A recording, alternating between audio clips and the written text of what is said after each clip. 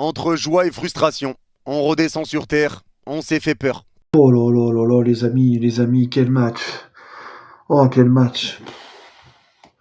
Oh, j'ai cru que j'allais gerber mon riz, brocoli, escalope de poulet, là. C'est un mal pour un bien. Malgré les déchets qu'on a eus, on est en demi-finale, mais on garde les yeux fermés. Alors, Doctolib, recherche, psychiatre, psychanalyste, psychologue, psychothérapeute, sophrologue. Ah bah je ne sais plus quoi mettre. On aura tout essayé, je pense, et là même ce soir, bah tout réuni, ça ne marche toujours pas. Je ne sais pas, j'ai pas de mots. Waouh, waouh, waouh. Qu'est-ce qui s'est passé? Qu'est-ce qu'on a vécu? Alors là, je pense que personne ne pensait qu'on allait autant trembler. Mais surtout, qu'est-ce qui s'est passé? Qualification du Paris Saint-Germain sur l'ensemble des deux matchs. Et vous voyez que ce troisième but dans les dernières secondes sur le match aller était capital. Parce qu'au final, c'est grâce à ce but-là que tu es qualifié et que tu ne passes pas par l'étape des prolongations. Mais aujourd'hui, ça a été un PSG qui a été beaucoup trop suffisant, qui s'est vu trop beau. Un PSG qui était trop dans la gestion, qui avait des petites imprécisions, qui était un peu trop détendu et qui a emballé le match quand il ne fallait pas l'emballer. Quand tu menais 2-0, t'emballes le match. À quoi ça sert? À quoi ça sert? Qu'est-ce qu'on s'est fait peur, comment on a stressé. Oh, oh là là, mais franchement, les gars, je sais même pas par quoi commencer. Comme le titre l'indique, les amis, on est qualifié en demi-finale, et c'est quand même la 4e demi-finale du PSG. Depuis la saison 2019-2020, sur les 6 dernières saisons du PSG, c'est la 4e demi-finale de Ligue des Champions qu'on va faire. Mais là, les gars, la qualification, on est très content. Mais je suis vraiment dégoûté ce soir. Déçu. Le Paris Saint-Germain est en demi-finale de LDC, les gars. Sur le match Aston Villa PSG, sur les deux matchs aller et retour, le PSG est qualifié en demi-finale au cumul du score. Donc voilà. Mais on a eu chaud et il faut toujours garder les yeux fermés. Voilà. Sur le match Aston Villa PSG, le score c'est 3-2, mais au cumul du score c'est 4-5, donc ce qui veut dire que le PSG est qualifié pour les demi-finales.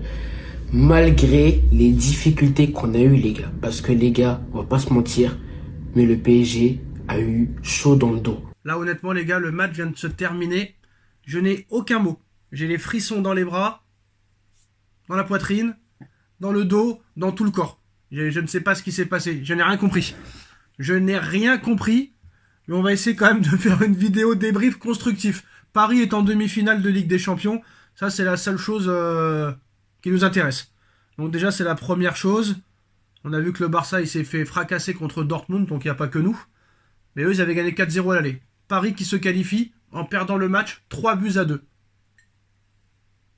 Mais comment ça s'est passé la deuxième mi-temps? Alors là, je n'ai pas d'explication. Je ne suis même pas content de la qualification, c'est pour vous dire. Parce que la vérité, c'est que, en fait, je pense que on avait à peu près tous la même lecture sur ce match-là, on va pas se mentir. C'est assez incroyable de se dire qu'on a eu une lecture parfaite du match, c'est-à-dire on avait la compo de départ avec le choix Bradley Barcola, un choix payant puisqu'on mène 2-0 avec exactement ce qu'on avait dit, c'est-à-dire une équipe d'Aston Villa qui doit mettre la pression, qui sort et qui du coup laisse des espaces, et donc le Paris Saint-Germain en transition derrière va faire très mal avec notamment le choix Bradley Barcola. Il s'est avéré payant hyper rapidement dans la rencontre, donc là on se dit, ok, c'est bon, on va passer une très bonne soirée, tout est aligné, tout ce qu'on a annoncé, ça allait se passer, et finalement, Aston Villa n'est pas au niveau. Et derrière, 2-0. En plus de ça, tu mènes 2-0. Bon, il y a un petit but avant la mi-temps où tu te dis, bon, voilà, ça arrive, hein, ils ont le droit de marquer aussi, c'est quand même une bonne équipe et ils sont chez eux. Tu rentres au vestiaire du coup à 2-1. Ça fait 5-2 au cumulé, donc tu as 3 buts d'avance. Donc là, tu te dis, bon, il reste 45 minutes, on sait gérer le ballon, on sait faire tourner la balle, ils vont se découvrir derrière, ils vont être obligés de se jeter à l'abordage, ça va bien se passer. Et derrière, patatras. Alors là, celle-là, je ne l'avais pas venir. Je n'ai rien compris. Parce que si c'était... Alors certains vont dire, oui, c'est le PSG, c'est les vieux démons, ils sont toujours là. Je ne peux pas l'entendre. Pourquoi? Parce que si c'était le cas, on aurait pris un but dans les premières minutes, comme on a pu faire. C'est-à-dire que d'antan, dans le passé, le 1-0 du Paris Saint-Germain, c'est pas un 1-0, c'est un 1-0 pour Aston Villa. C'est pas le Paris Saint-Germain qui ouvre le score dans nos démons passés. C'est un scénario rocambolesque, c'est un contre, c'est un penalty, c'est un rouge avec Zlatan face à Chelsea. C'est ça qui se passe. Ce n'est pas normal dans un match où tu as plus 4 sur l'ensemble des deux matchs, tu te retrouves à plus 1 pendant une demi-heure et à te chier dessus sur toute la fin de rencontre. Le PSG n'est pas passé loin de l'élimination comme je l'entends. On n'est pas passé loin d'une prolongation. D'une prolongation, on s'est fait peur, on a transpiré, on s'est chié dessus et on a eu un grand Donnarumma et heureusement, mais ça on va y venir. Mais aujourd'hui le PSG s'est vu trop beau. Aujourd'hui le PSG a fait des erreurs, on s'est relâché, on jouait beaucoup trop tranquille, on reculait, on n'a pas joué notre jeu habituel. Il y a eu une drôle de gestion, il y a eu des choses qui ne sont pas passées avec un Vitinha qui passe à côté de son match et j'en passe. Il y a eu des choses qui n'ont pas été bonnes ce soir. Et c'est pour ça que je vous dis qu'on est quand même entre joie et déception.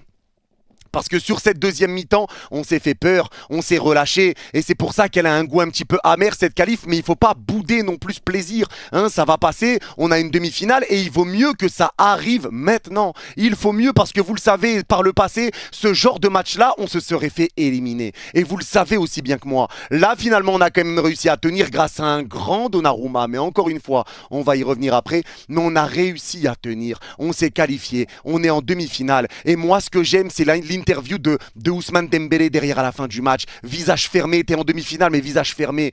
On n'est pas fiers, on est content d'être en demi, mais ce qu'on a montré aujourd'hui, c'est pas normal. Déçu de la prestation, parce que c'est pas comme si tu avais été mené 2-0. C'est pas comme si tu avais été mené 2-0, puis 2-1, puis 3-1, et puis non. Là, tu mènes 2-0. J'avais dit dans l'avant-match, l'idéal pour le PSG, c'est d'ouvrir le score très rapidement. C'est ce que tu as fait avec Hakimi. Hakimi, il ouvre le score rapidement. Tu doubles la mise par Nuno Mendes, qui avait déjà marqué à l'aller, qui remarque au retour. Tu mènes 2-0.